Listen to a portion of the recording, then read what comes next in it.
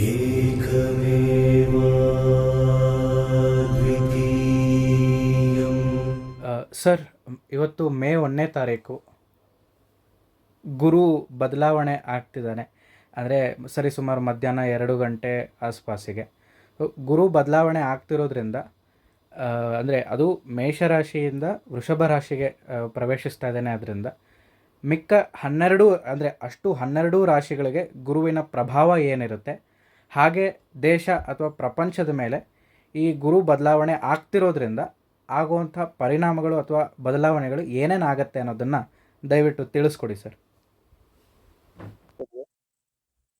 ಕೆಲವು ಕಾರಣಾಂತರಗಳಿಂದ ಬೇರೆ ಬೇರೆ ವಿಡಿಯೋಗಳು ತುಂಬಾನೇ ಎಮರ್ಜೆನ್ಸಿನಲ್ಲಿ ಮಾಡಬೇಕಾಗಿ ಬಂತು. ಆದ್ದರಿಂದ ನಾವು ಮಾಡಕ್ ಆಗಲಿಲ್ಲ, ಸ್ವಲ್ಪ ನಿಧಾನ ಆಯಿತು. ಇವತ್ತೇ ಮಧ್ಯಾಹ್ನದ ಮೇಲೆ ಗುರು ಮೇಷರಾಶಿಯಿಂದ ವೃಷಭ ರಾಶಿಗೆ ಪ್ರವೇಶ ಆಗ್ತಾ ಇರತಕ್ಕಂಥದ್ದು. ಹಾಗಾಗಿ ಈ ಒಂದು ಬೃಹಸ್ಪತಿ ಅಥವಾ ಗುರುಗ್ರಹ ವೃಷಭ ರಾಶಿಗೆ ಪ್ರವೇಶ ಆಗ್ತಾ ಇದೆ ಅಂದರೆ ಅದು ಪ್ರಪಂಚಕ್ಕೆ ಅಥವಾ ನಮ್ಮ ದೇಶಕ್ಕೆ ಮುಖ್ಯವಾಗಿ ಯಾವ ಥರ ಪರಿಣಾಮ ಬೀರತ್ತೆ ಅನ್ನೋದು ಒಂದು ಕಡೆ ಆಯಿತು ಅಂದರೆ, ನಮ್ಮ ಎಲ್ಲ ಸಬ್ಸ್ಕ್ರೈಬರ್ಗಳು ಕೂಡ ನಮಗೆ ಬಹಳ ಒಳ್ಳೆ ಮೆಚ್ಚುಗೆಗಳನ್ನು, ಪ್ರೋತ್ಸಾಹಗಳನ್ನು, ಕಮೆಂಟ್ಗಳನ್ನು ಮಾಡಿ ನಮಗೆ ಅಥವಾ ಫೋನ್ ಮಾಡಿ ಹೇಳಿ ಕೊಡ್ತಾ ಇದ್ದೀರಾ. ಬಹಳ ಸಂತೋಷ ಆಗಿದೆ ನಮಗೂ ಕೂಡ.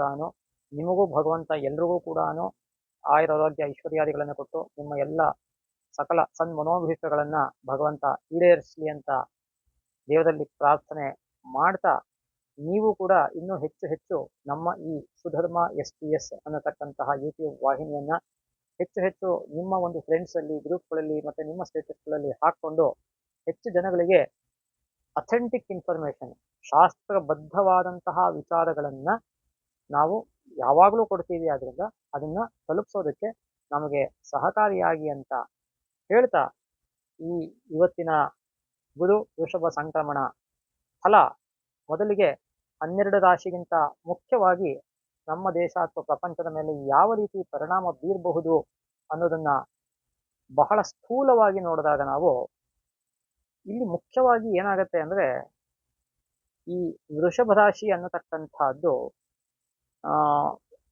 ಪೃಥ್ವಿ ತತ್ವ ರಾಶಿ ಆಗುತ್ತೆ.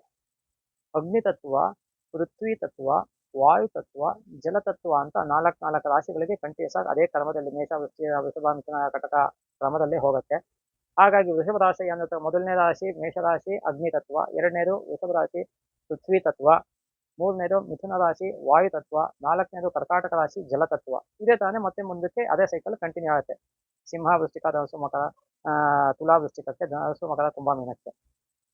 ಈ ರೀತಿ ನಾವು ನೋಡಕ್ ಹೋದಾಗ ಈ ಒಂದು ಪೃಥ್ವಿ ತತ್ವದಲ್ಲಿ ಗುರುಗ್ರಹ ಎಂಟರ್ ಆಗ್ತಾ ಇದೆ ಪೃಥ್ವಿ ತತ್ವ ರಾಶಿಯಲ್ಲಿ. ಜೊತೆಗೆ ವೃಷಭ ರಾಶಿಯ ಅಧಿಪತಿ ಬಂದು ಶುಕ್ರ. ಈ ಗುರು ಮತ್ತೆ ಶುಕ್ರರಿಗೆ ಸಮಶತ್ರುತ್ವ ಇದೆ. ಅಂದ್ರೆ ಗುರು ಶತ್ರು ಸ್ಥಾನದಲ್ಲಿ ಪ್ರವೇಶ ಆಗ್ತಾ ಇದೆ. ಇದನ್ನ ಬಹಳ ಗಂಭೀರವಾಗಿ ಪರಿಗಣಿಸಬೇಕಾಗತ್ತೆ ಜ್ಯೋತಿಷಾಸ್ತ್ರದ ಲೆಕ್ಕಾಚಾರದಲ್ಲಿ. ಹಾಗಾಗಿ ಏನು ಫಲಗಳು ಇರುತ್ತೆ ಅನ್ನೋದನ್ನ ನಾವು ನೋಡಕ್ ಹೋಯ್ತು ಅಂದ್ರೆ, ನಮ್ಮ ದೇಶದ ಅಥವಾ ಪ್ರಪಂಚದ ಮೇಲೆ ಹೇಳಬೇಕು ಅಂದ್ರೆ ಸಾಮಾನ್ಯವಾಗಿ ಮುಖ್ಯವಾಗಿ ಗುರುಗ್ರಹ ಅನ್ನತಕ್ಕಂಥದ್ದು all kinds of religious matters and religious leaders, ಧಾರ್ಮಿಕ ಪ್ರಮುಖ ವ್ಯಕ್ತಿಗಳನ್ನ, ಧಾರ್ಮಿಕ ವಿಚಾರಧಾರೆಗಳನ್ನ ಸಮಾಜದಲ್ಲಿ ಸೂಚಿಸುತ್ತೆ, ಮಂತ್ರಿವರ್ಗವನ್ನ ಸೂಚಿಸುತ್ತೆ. ಇವೆಲ್ಲವನ್ನು ನಾವು ನೋಡಕ್ ಹೋಯ್ತು ಅಂದ್ರೆ, ಈ ಗುರುಗ್ರಹ ಮೇಷರಾಶಿನಲ್ಲಿ ಇದ್ದಾಗ ಶನಿಯ ದೃಷ್ಟಿನಲ್ಲಿ ಇತ್ತು. ಹಾಗಾಗಿ ನಾನಾ ರೀತಿಯಾದಂತಹ ಧಾರ್ಮಿಕ ವಿಚಾರಗಳಲ್ಲಿ ಕ್ಲಾಶಸ್ ಆಗಲಿ, ಮನಸ್ತಾಪಗಳಾಗಲಿ, ಕಲಹಗಳಾಗಲಿ, ಧಾರ್ಮಿಕ ಹಿನ್ನೆಲೆಯಲ್ಲಿ ಕೆಲವು ಸಮಾಜದಲ್ಲಿ ಗೊಂದಲಗಳಾಗಲಿ, ಗಲಾಟೆಗಳಾಗಲಿ, ಕೋಮು ಗಲಭೆಗಳು ಅಂತ ಏನು ಹೇಳ್ತಾರೆ, ಈ ಥರದ್ದಾಗಲಿ ಈ ಥರದ್ದೆಲ್ಲ ಆಗಿರ್ತಕ್ಕಂಥದ್ದನ್ನ ಈಗಾಗಲೇ ನಾವು ಕಂಡಿದ್ದೀವಿ. ಇನ್ನೂ ಮುಂದಕ್ಕೆ ಇದೇ ತಾನೇ ಕಂಟಿನ್ಯೂ ಆಗತ್ತಾ ಅಥವಾ ಏನಾದರೂ ಕಮ್ಮಿ ಆಗತ್ತಾ ಅಂತ ಹೇಳ್ತು ಅಂದರೆ, ಬಹುಶಃ ನನ್ನ ಒಂದು ಕ್ಯಾಲ್ಕುಲೇಷನ್ ಪ್ರಕಾರ ಇದು ಮತ್ತೆ ಇನ್ನೂ ಮುಂದುವರಿಯತಕ್ಕಂತಹ ಪಾಸಿಬಿಲಿಟೀಸ್ ಇರುತ್ತೆ. ಯಾಕೆ ಅಂದರೆ, ಗುರು ಶತ್ರುಕ್ಷೇತ್ರಕ್ಕೆ ಪ್ರವೇಶ ಆಗ್ತಿರ್ತಕ್ಕಂಥದ್ದು ವೃಷಭ ರಾಶಿಗೆ. ಹೋಗ್ಲಿ, ಅದಾದ್ಮೇಲೆ ಇನ್ನು ಮುಂದಿನ ವರ್ಷಕ್ಕೆ ಅಂದರೆ ಅಲ್ಲೂ ಕೂಡ ತೊಂದರೆಗಳು ಉಂಟಾಗುತ್ತೆ. ಯಾಕೆ ಅಂದರೆ ಅಲ್ಲೂ ಕೂಡ ಮಿಥುನ ರಾಶಿಗೆ ಅಧಿಪತಿ ಬುಧ, ಅಗೈನ್ ಗುರು ಬುಧನೂ ಕೂಡ ಸಮಶತ್ರುಗಳು. ಹಾಗಾಗಿ ಇನ್ನು 2 ವರ್ಷಗಳ ಕಾಲ ಆಸ್ ಆಫ್ ಟುಡೇ ಮೇ 1, 2024 ಇಸ್ವಿ ಬುಧವಾರ ಇವತ್ತು ನಾನು ಹೇಳ್ತಿರ್ತಕ್ಕಂಥದ್ದು ಸರಿಸುಮಾರು ಇನ್ನೆರಡು ವರ್ಷಗಳ ಕಾಲ ತನಕನೂ ಕೂಡ ಈ ಧಾರ್ಮಿಕ ವಿಚಾರಗಳಲ್ಲಿ ಧಾರ್ಮಿಕ ಮುಖಂಡರುಗಳಿಗೆ ಮುಖ್ಯವಾಗಿ ವಿದ್ಯಾರ್ಥಿಗಳಿಗೂ ಕೂಡ, ಬರೀ ಧಾರ್ಮಿಕ ಮುಖಂಡರು ಅಷ್ಟೇ ಅಂತಲ್ಲ, ಮಂತ್ರಿವರ್ಗ ಅಷ್ಟೇ ಅಲ್ಲ, ಎಲ್ಲದಕ್ಕೂ ನಾನು ಸಂಸ್ಕೃತ ಲೆಕ್ಚರ್ ಆಗಿದ್ದವನು, ಪ್ರೊಫೆಸರ್ ಆಗಿದ್ದವನು. ಹಾಗಾಗಿ ನಾನು ಮೊದಲನೇ ಆದ್ಯತೆ ಕೊಡೋದೇ ಎಲ್ಲದಕ್ಕಿಂತ ಮುಖ್ಯವಾಗಿ ವಿದ್ಯಾರ್ಥಿಗಳಿಗೆ. ಯಾಕೆ ಅಂದ್ರೆ ವಿದ್ಯಾರ್ಥಿಗಳು ಸರಿಯಾದ ದಾರಿನಲ್ಲಿ, ಅಂದ್ರೆ ಒಂದು ಎಥಿಕಲ್ ಪಾತ್ ಅಂತ ಏನಿರುತ್ತೆ, ನೀತಿಯುತವಾದಂತಹ ಮಾರ್ಗದಲ್ಲಿ ಹೋಯ್ತು ಅಂದ್ರೆ ನಮ್ಮ ಪ್ರಪಂಚ ಅಥವಾ ನಮ್ಮ ದೇಶ ಹಾಳಾಗೋದಕ್ಕೆ ಸಾಧ್ಯನೇ ಇಲ್ಲ. ಇದು ಬಹಳ ಚೆನ್ನಾಗಿ ಅರ್ಥ ಮಾಡ್ಕೋಬೇಕು ಎಲ್ಲರೂ ಕೂಡ. ಹಾಗಾಗಿ ವಿದ್ಯಾರ್ಥಿಗಳಿಗೂ ಕೂಡ ತೊಂದರೆ ಆಗ್ತಕ್ಕಂತಹ ವರ್ಷ ಆಗಿರುತ್ತೆ ಇದರ ಟ್ರಾನ್ಸಿಷನ್ ಪೀರಿಯಡ್ ಅನ್ನೋದು 2 ತಿಂಗಳುಗಳಿಂದನೇ ಪ್ರಾರಂಭ ಆಗಿರುತ್ತೆ ಎಫೆಕ್ಟು. ವಿದ್ಯಾರ್ಥಿಗಳ ವಿಚಾರಕ್ಕೆ ಬಂತು ಅಂದ್ರೆ ಈಗಷ್ಟೇ ಮೊನ್ನೆ CET ಗೊಂದಲಗಳನ್ನ ನೀವು ನೋಡಿದ್ದೀರಾ. ಔಟ್ ಆಫ್ ಸಿಲೆಬಸ್ ಕ್ವಶನ್ ಅಂತೆ, ಮತ್ತೆ CET ಮಾಡ್ತಾರಂತೆ, ಮಾಡಲ್ವಂತೆ, 108 ಟೆನ್ಷನ್ಗಳು ಈ CET ಬರ್ದಿರ್ತಕ್ಕಂತಹ ಮಕ್ಕಳುಗಳಲ್ಲಿ ಇವತ್ತಿಗೂ ಕೂಡ ಇವೆ. ಇವೆಲ್ಲ ಯಾಕೆ ಈ ತರ ಆಗತ್ತೆ ಅನ್ನೋದನ್ನ ನಾವು ಒಂದು ದೇಶದ ದೃಷ್ಟಿಕೋನದಿಂದ ನೋಡ್ತು ಅಂದ್ರೆ, ಗುರು ಅನ್ನತಕ್ಕಂಥವನು ಶನಿಯ ದೃಷ್ಟಿನಲ್ಲಿದ್ದ ಅಲ್ಲಿಂದ ಮುಂದಕ್ಕೆ ಶತ್ರುಗ್ರಹಕ್ಕೆ ಎಂಟರ್ ಆಗ್ತಾ ಇದೆ. ಇವೆಲ್ಲವನ್ನು ನಾವು ನೋಡಿದಾಗ ವಿದ್ಯಾರ್ಥಿಗಳಿಗೂ ಕೂಡ ನಾನಾ ರೀತಿಯಾದಂತಹ ಗೊಂದಲಗಳು, ನಾನಾ ರೀತಿಯಾದಂತಹ ತೊಂದರೆಗಳು, ವೈಯಕ್ತಿಕವಾಗಿ ಅವರಿಗೆ ಓದುವ ಕಾಲದಲ್ಲಿ ಅನಾರೋಗ್ಯಗಳು, ಅಥವಾ ಪ್ರೀತಿ ಪ್ರೇಮದ ಪ್ರಕರಣಗಳಲ್ಲಿ ಬೀಳ್ತಕ್ಕಂತಹದ್ದು, ಅಥವಾ ಆಲಸ್ಯ, ಅಥವಾ ಏನ್ ಹೇಳ್ತೀವಿ ನಾವು ಅಧಿಕ ಆತ್ಮವಿಶ್ವಾಸ, ಓವರ್ ಕಾನ್ಫಿಡೆನ್ಸು, ಇವೆಲ್ಲದರಿಂದ ವಿದ್ಯಾರ್ಥಿಗಳು ತಮ್ಮ ಈ ಒಂದು ಭವ್ಯವಾದಂತಹ ಭವಿಷ್ಯವನ್ನು ತಮ್ಮ ಕೈಯಾರೆ ತಾವೇ ಹಾಳು ಮಾಡ್ಕೊಳ್ತಕ್ಕಂತಹ ಪರಿಸ್ಥಿತಿ ಕೆಲವು ರಾಶಿಗಳಿಗೆ ಉಂಟಾಗೇ ಆಗತ್ತೆ. ಹಾಗಾಗಿ ಈ ಗುರುವಿನ ಒಂದು ಲೆಕ್ಕಾಚಾರ ತಗೊಂಡಾಗ ವಿದ್ಯಾರ್ಥಿಗಳು ಬಹಳ ಎಚ್ಚರಿಕೆಯಿಂದ, ಆಲಸ್ಯವನ್ನು ಬಿಟ್ಟು, ಶ್ರದ್ಧೆಯಿಂದ, ಏಕಾಗ್ರತೆಯಿಂದ, ಇಷ್ಟಪಟ್ಟು, ಕೇವಲ ಕಷ್ಟಪಟ್ಟು ಅನ್ನೋ ಹೇಳಲ್ಲ, ಮೊದಲು ಇಷ್ಟಪಟ್ಟು ಆಮೇಲೆ ಕಷ್ಟಪಟ್ಟು ಓದ್ತಕ್ಕಂಥದ್ದು. ಇನ್ನು ಈ ಗುರು ಅನ್ನತಕ್ಕಂಥವನು ಬೃಹಸ್ಪತಿ ಮಂತ್ರಿ ಆದ್ದರಿಂದ ಮಂತ್ರಿ ಮಂಡಲಕ್ಕೂ ಕೂಡ ತೊಂದರೆ ಉಂಟಾಗುತ್ತೆ ದೇಶದಲ್ಲಿ. ಈಗಾಗಲೇ ನೀವು ನೋಡ್ತಾನೆ ಇದ್ದೀರಾ, ಪೊಲಿಟಿಷಿಯನ್ಸ್ ಅಂದ್ರೆ ಅದು ಹೆಚ್ಚು ಕಮ್ಮಿ ಎಲ್ಲರೂ ಕಿತ್ತಾಡ್ತಾನೆ ಇರ್ತಾರೆ. ನನಗೆ ತಿಳಿದ ಮಟ್ಟಿಗೆ ಹೆಚ್ಚು ಕಮ್ಮಿ ಎಲ್ಲಾ ಪ್ರೊಫೆಷನ್ಸ್ಗೂ ಕೂಡ ಒಂದು ಮಿನಿಮಮ್ ಕ್ವಾಲಿಫಿಕೇಶನ್ಸ್ ಅಂತ ಇದ್ದೇ ಇರುತ್ತೆ. ಆದ್ರೆ ವೆರಿ ಅನ್ಫಾರ್ಚುನೇಟ್ಲಿ ಅಂತಾನೆ ಹೇಳ್ಬೇಕಾಗತ್ತೆ, ನಮ್ಮ ದೇಶದಲ್ಲಿ ಪೊಲಿಟಿಷಿಯನ್ಸ್ ಆಗೋದಕ್ಕೆ ಯಾವುದೇ ರೀತಿಯಾದಂತಹ ಕ್ವಾಲಿಫಿಕೇಶನ್ಸ್ ಇವತ್ತಿನ ಲೈಫ್ ಸ್ಟೈಲ್ನಲ್ಲೂ ಕೂಡ ಇನ್ನೂ ಅಪ್ಡೇಟು ಆಗದೆ ಇರತಕ್ಕಂಥದ್ದು ನಮ್ಮ ದೇಶದ ಸಾಮಾನ್ಯ ಜನಗಳ ಮತ್ತೆ ನಮ್ಮ ಒಂದು ಸೋಷಿಯಲ್ ಸಿಸ್ಟಮ್ ಅನ್ನೋದೇನಿದೆ ಅದರ ಒಂದು ದುರ್ದೈವ ಅಂತಾನೆ ಹೇಳ್ಬೋದು. ಯಾಕೆ ಅಂದ್ರೆ ಪ್ರತಿಯೊಂದಕ್ಕೂ ಕೂಡ ಒಬ್ಬ ಡಾಕ್ಟರ್ ಆಗಬೇಕು ಅಂದ್ರೆ ಹೇಗೆ MBBS ಕೋರ್ಸ್ ಮಾಡಿರಬೇಕು, ಅವನು ಯಾವನೋ ಒಬ್ಬ ಇಂಜಿನಿಯರ್ ಆಗಬೇಕು ಅಂದ್ರೆ ಹೇಗೆ ಅವನ ಸಂಬಂಧಪಟ್ಟಂತಹ ಬ್ರಾಂಚ್ಗಳಲ್ಲಿ ಮಾಡಿರಬೇಕು, ಒಬ್ಬ ಯಾವನ ಡೆಂಟಿಸ್ಟ್ ಆಗಬೇಕು ಅಂದ್ರೆ ಹೇಗೆ BDS ಅನ್ನ ಮಾಡಿರಬೇಕು. ಹೀಗೆ ಪ್ರತಿಯೊಂದಕ್ಕೂ ಕೂಡ ಹೇಗೆ ನೀವು ಒಂದು ಕೋರ್ಸ್ ಅಂತ ಇರುತ್ತೆ, ಅದೇ ರೀತಿಯಲ್ಲಿ ಕ್ವಾಲಿಫಿಕೇಶನ್ ಅಂತ ಇರುತ್ತೆ, ಅದೇ ರೀತಿಯಲ್ಲಿ ಪೊಲಿಟಿಷಿಯನ್ಸ್ಗೂ ಕೂಡ ನೀವು ಈ ತರ ಇಡಬೇಕು. ಏನು ಓದಿಲ್ಲದೆ ಇರತಕ್ಕಂಥವ್ರು ದೇಶವನ್ನೇ ಆಗ್ಲಿ ರಾಜ್ಯವನ್ನೇ ಆಗ್ಲಿ ಹೇಗೆ ನಡೆಸೋದಕ್ಕೆ ಸಾಧ್ಯ ಇದೆ? ನಮ್ಮ ಸಾಮಾನ್ಯ ಜನಗಳಲ್ಲಿ ಇದು ಬೇಸಿಕ್ ಕಾಮನ್ ಸೆನ್ಸ್ ಬರಬೇಕು. ಇದು ಬಂತು ಅಂದ್ರೆ ಉತ್ತಮ ಪ್ರಜೆ ಆದವನು ಉತ್ತಮ ನಾಯಕನನ್ನ ಆಯ್ಕೆ ಮಾಡ್ತಾನೆ. ಯಾವತ್ತೂ ಅಷ್ಟೇ, A qualified person will choose other qualified person. An uneducated person will always choose an uneducated one. This is what we can say is it is true and it is very ridiculous also in our country. So ಹಾಗಾಗಿ ಆದಷ್ಟು ಕೂಡ ಯಾರು ದೇಶವನ್ನ ಮುನ್ನಡೆಸ್ತಾರೆ, ನೀವು ಯಾವುದೇ ರೀತಿಯಾದಂತಹ ಈ ಅದು ನಮಗೆ ಫ್ರೀ ಸಿಗತ್ತೆ, ಇದು ಫ್ರೀ ಸಿಗತ್ತೆ ಅನ್ನೋ ಆಮಿಷಗಳಿಗೆ ಒಳಗಾದರೆ ನಿಮ್ಮ ಮಕ್ಕಳ ಭವಿಷ್ಯಕ್ಕೆ, ಎಲ್ಲದಕ್ಕಿಂತ ಮುಖ್ಯವಾಗಿ ನಮ್ಮ ದೇಶದ ನಿಮ್ಮ ಮಕ್ಕಳ ಮುಂದಿನ ಭವಿಷ್ಯಕ್ಕೆ ಯಾವ ಒಂದು ಭದ್ರ ಬುನಾದಿಯನ್ನ ಯಾರು ಹಾಕುತ್ತಾರೆ ಅಂಥವ್ರಿಗೆ ನೀವು ಯಾವಾಗಲೂ ಕೂಡ ಮತ ಚಲಾವಣೆ ಮಾಡಿ ಅಂತ. ಅದು ನಾನು ಇಂಥ ಪಾರ್ಟಿ ಅಂತ ಪಾರ್ಟಿ ನಾನು ಹೇಳೋದೇ ಇಲ್ಲ. ಯಾವ ಪಾರ್ಟಿನೂ ನನಗೆ ಫಸ್ಟ್ ಆಫ್ ಆಲ್ ನನಗೆ ಪೊಲಿಟಿಕಲ್ ಒಂದು ಫೀಲ್ಡ್ ಅಂದ್ರೆ ನನಗೆ ಇಷ್ಟ ಇಲ್ಲ. ಯಾಕೆಂದ್ರೆ ಅದು ಅಷ್ಟು ಹೊಲಸೆದ್ದೋಗಿದೆ ಇವತ್ತಿನ ಪ್ರಪಂಚದಲ್ಲಿ. ಅಂಥದ್ರೊಳಗೂ ಕೂಡ ನಾವು ವಿಧಿನೇ ಇಲ್ಲದೆ ಬಾಳ್ಬೇಕಾಗಿದೆ. ಆದ್ರಿಂದ ಆದರೂ ಕೂಡ ನೀವು ಇರೋದೊಳಗೆ the best amongst the worst ಅಂತೀವಿ ಇಂಗ್ಲೀಷ್ನಲ್ಲಿ ಒಂದು ಮಾತು. ಹಾಗೆ ಇರೋ ಪೊಲಿಟಿಷಿಯನ್ಸ್ ಎಲ್ಲ ವರ್ಷೇ ಅದು ಅದರೊಳಗೆ ಯಾರು ಸ್ವಲ್ಪ ಬೆಸ್ಟ್ ಇದ್ದಾರೆ ಅನ್ನೋದನ್ನ ಹುಡುಕ್ಬಿಟ್ಟು ಅಂಥವ್ರಿಗೆ ಅಟ್ಲೀಸ್ಟ್ ಹಾಕಿ ಅವಾಗಾದ್ರೂ ಚೂರಾದ್ರೂ ದೇಶ ಒಂದು ಮುನ್ನಡೆಯೋದಕ್ಕೆ ಅನುಕೂಲ ಆಗುತ್ತೆ. ಇನ್ನು ಧಾರ್ಮಿಕ ಮುಖಂಡರುಗಳು ಅಥವಾ ಧಾರ್ಮಿಕ ವಿಧಿ ವಿಚಾರಗಳಿಗೆ ಬಂತು ಅಂದರೆ ಧಾರ್ಮಿಕ ಆಚರಣೆಗಳಿಗೆ ತೊಂದರೆ ಮಾಡ್ತಕ್ಕಂಥದ್ದು ಸಮಾಜದಲ್ಲಿ, ಇದೆಲ್ಲ ಈಗಾಗಲೇ ನಾವು ಕಂಡಿದ್ದೀವಿ, ಕೇಳಿದ್ದೀವಿ, ನೀವು ನೋಡಿದ್ದೀರಾ. ಧಾರ್ಮಿಕ ಮುಖಂಡರುಗಳಿಗೆ ತೊಂದರೆ ಆಗ್ತಕ್ಕಂಥದ್ದು ಅಥವಾ ಧಾರ್ಮಿಕ ಮುಖಂಡರುಗಳಿಂದ ತೊಂದರೆ ಆಗ್ತಕ್ಕಂಥದ್ದು. ಅಂದ್ರೆ ಧಾರ್ಮಿಕ ಮುಖಂಡರು ಅಂದ್ರೆ ಇವತ್ತಿನ ಲೈಫ್ ಸ್ಟೈಲಲ್ಲಿ ನಿಮಗೆ ಅರ್ಥವಾಗುವ ಭಾಷೆನಲ್ಲಿ ಅಂದ್ರೆ ಈ ಮಠಾಧಿಪತಿಗಳು, ಪೀಠಾಧಿಪತಿಗಳು ಅಂತ ಇರ್ತಾರಲ್ಲ, ಅವರುಗಳಿಗೆ ತೊಂದರೆ ಅಥವಾ ಅವರುಗಳಿಂದ ತೊಂದರೆ, ಯಾವ ತರ ಬೇಕಾದ್ರೂ ಭಾವಿಸ್ತೇವೆ. ಹಾಗಾಗಿ ಈ ತರ ಎಲ್ಲ ಆಗ್ತಕ್ಕಂಥದ್ದು ಗುರು ವೃಷಭ ರಾಶಿಗೆ ಪ್ರವೇಶ ಮಾಡಿದ ನಂತರದಲ್ಲಿ ನಮ್ಮ ದೇಶದಲ್ಲಿ ಮುಖ್ಯವಾಗಿ ಉಂಟಾಗ್ತಕ್ಕಂತಹ ಫಲಗಳು. ಇದೇ ರೀತಿಯಲ್ಲಿ ಪ್ರಾಪಂಚಿಕವಾಗಿ ನೋಡಕ್ ಹೋಯ್ತು ಅಂದ್ರೆ ಒಂದು ದೇಶದ ಇನ್ನೊಂದು ದೇಶದ ಉನ್ನತ ಸ್ಥಾನದಲ್ಲಿ ಇರ್ತಕ್ಕಂಥವ್ರಿಗೂ ಕೂಡ ಕ್ಲಾಶಸ್ ಉಂಟಾಗ್ತಕ್ಕಂಥ. ಯಾಕೆಂದ್ರೆ ಮಂತ್ರಿ ಅನ್ನತಕ್ಕಂಥದ್ದು ಬಹಳ ಉನ್ನತವಾದಂತಹ ಒಂದು ಹುದ್ದೆ ಆದ್ರಿಂದ ಬೇರೆ ಬೇರೆ ದೇಶಗಳ ಮಂತ್ರಿಗಳ ಸ್ಥಾನದಲ್ಲಿ ಮಿನಿಸ್ಟರ್ ಆಫ್ ಫಾರಿನ್ ಅಫೇರ್ಸ್ ಅಂತ ನಾವೇನು ಹೇಳ್ತೀವಿ, ವಿದೇಶ ವ್ಯವಹಾರ ಮಂತ್ರಿಗಳು ಎಲ್ಲ ಇರ್ತಾರೆ.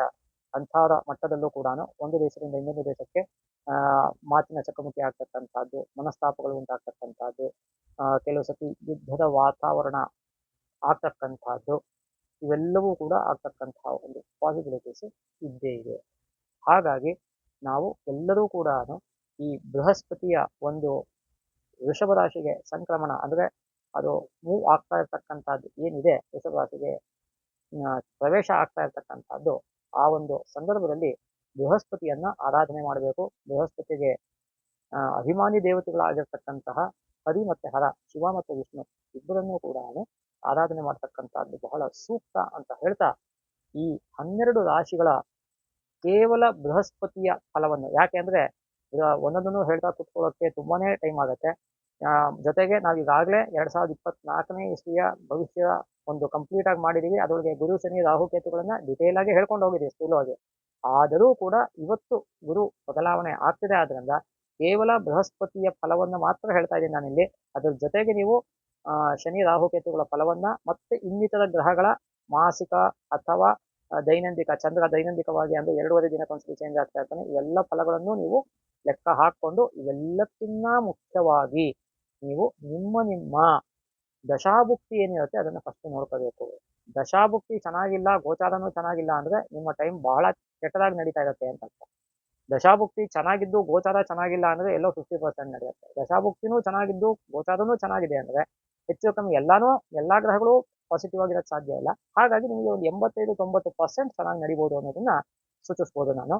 ಮತ್ತೆ ಈ ಒಂದು ಗೋಚಾರದಲ್ಲಿ ಬೃಹಸ್ಪತಿಯ ಒಂದು ಫಲವನ್ನು ನಾವು ಮೊದಲಿಗೆ ಮೇಷರಾಶಿಗೆ ನೋಡಿದಾಗ, ಮೇಷರಾಶಿಯವರಿಗೆ ಇವತ್ತಿನ ಮಧ್ಯಾಹ್ನದಿಂದ ನಂತರದಲ್ಲಿ ಅಂದ್ರೆ ಮೇ 1ನೇ ತಾರೀಕಿನ ನಂತರದಲ್ಲಿ ಅವ್ರಿಗೆ ಬಹಳ ಅನುಕೂಲಗಳು ಆಗ್ತಕ್ಕಂಥದ್ದು. ಯಾಕೆ ಅಂದ್ರೆ ಮೇಷರಾಶಿಗೆ ಗುರು ದ್ವಿತೀಯ ಸ್ಥಾನಕ್ಕೆ, ದ್ವಿತೀಯಂ ಧನವಾಗ್ಯುಕ್ತಂ ಕುಟುಂಬಂ ನೇತ್ರಸಂಜ್ಞಕಂ ಅಂತ ಹೇಳ್ತೀವಿ ಶಾಸ್ತ್ರದಲ್ಲಿ.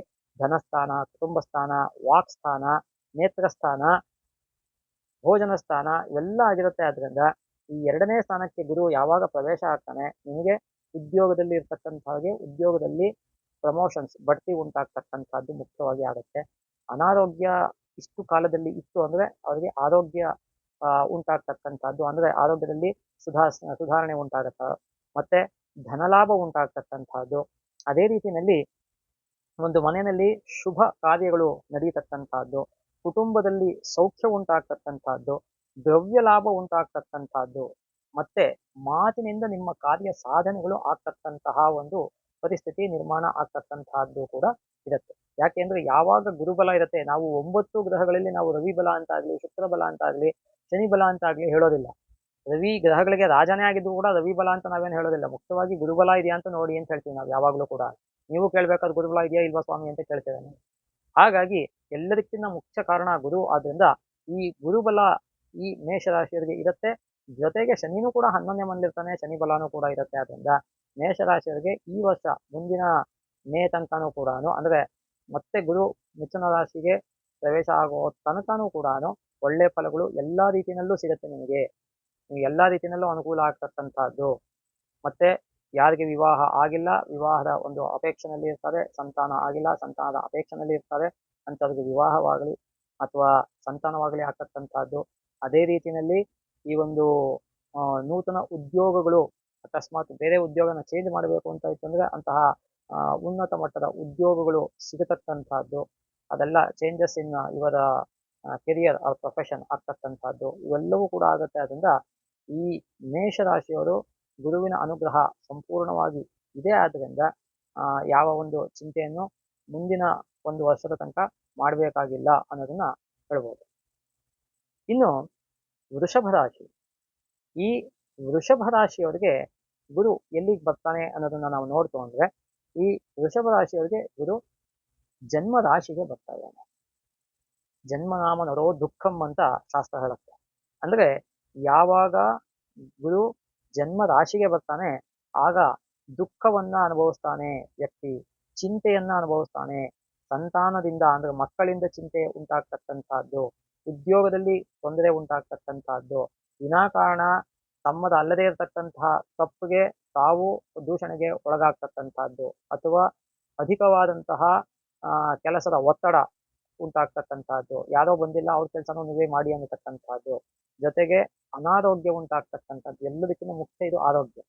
ಅನಾರೋಗ್ಯ ಉಂಟಾಗ್ತಕ್ಕಂಥದ್ದು, ಹಣಕಾಸು ಬಂದರೂ ಕೂಡ ಜಾಸ್ತಿ ಕೈಯಲ್ಲಿ ನಿಲ್ಲೋದಿಲ್ಲ, ಖರ್ಚಾಗ್ತಕ್ಕಂಥದ್ದು, ಮತ್ತೆ ಬಂಧು ಮಿತ್ರದಲ್ಲಿ ಅಥವಾ ಸಹೋದ್ಯೋಗಿಗಳಲ್ಲಿ ವಿನಾಕಾರಣ ಮನಸ್ತಾಪ ಅಥವಾ ಕಲಹ ಉಂಟಾಗ್ತಕ್ಕಂಥದ್ದು, ಮತ್ತೆ ಅಧಿಕ ಧನ ವ್ಯಯ ಉಂಟಾಗ್ತಕ್ಕಂಥದ್ದು, ಏನೋ ಒಂದು ರೀತಿಯಾದಂತಹ ಭಯ ಉಂಟಾಗ್ತಕ್ಕಂಥದ್ದು, ಇಲ್ಲ ವೆಹಿಕಲ್ ಆಕ್ಸಿಡೆಂಟ್, ಇಲ್ಲ ಯಾವುದೇ ರೀತಿಯಾದಂತಹ ಪ್ರಾಣಾಪಾಯ ಉಂಟಾಗ್ತಕ್ಕಂಥದ್ದು, ಇವೆಲ್ಲವೂ ಕೂಡ ಈ ವೃಷಭ ರಾಶಿಯವರು ಈ ರೀತಿಯಾದಂತಹ ಒಂದು ಫಲಗಳನ್ನ ಅವರು ಕಾಣಬೇಕಾಗತ್ತೆ. ಗುರು ವೃಷಭ ರಾಶಿಗೆ ಪ್ರವೇಶ ಆದ ಕಾಲದಲ್ಲಿ, ಪ್ರವೇಶ ಆದ್ಮೇಲೆ ಗುರು ವೃಷಭ ರಾಶಿಯಲ್ಲಿ ಇರೋ ತನಕನೂ ಕೂಡ ಈ ಎಲ್ಲ ಫಲಗಳನ್ನು ಕೂಡ ಅವರು ಕಾಣಬೇಕಾಗತ್ತೆ. ಹಾಗಾಗಿ ವೃಷಭ ರಾಶಿಯವರು ಅವಶ್ಯಕವಾಗಿ ಗುರು ಶಾಂತಿಯನ್ನ ಮಾಡ್ಕೊಳ್ತಕ್ಕಂಥದ್ದು. ಈ ಶಾಂತಿ ಅಂದ್ರೆ ಏನು, ಹೇಗೆ ಮಾಡ್ಕೋಬೇಕು ಅನ್ನೋದನ್ನ ನಾವು ಈಗಾಗಲೇ ಯೂಟ್ಯೂಬ್ ಅಲ್ಲಿ ಮಾಡಿದೀವಿ.